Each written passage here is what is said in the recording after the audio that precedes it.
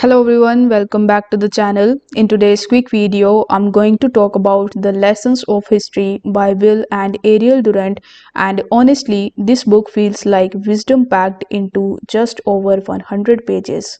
The Durants spent decades writing the story of civilization, and this book is their attempt to distill all that knowledge into a handful of key lessons.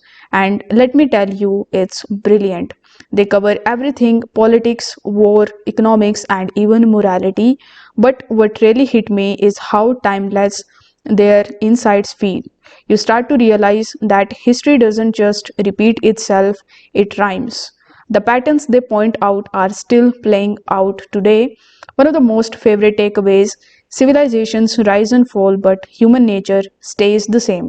It's a reminder that while technology and governments change, our core struggles like power and greed are constant. This book isn't long, but it's dense with insight. Every page feels like a nugget of wisdom, and you could apply to your life right now. If you enjoy books that make you think deeper about the world, this one is a must. I highly recommend picking it up, and you can grab your copy from Amazon. The link is given down in the description, or you can even listen to it for free with Audible free trial. Thank you so much for watching.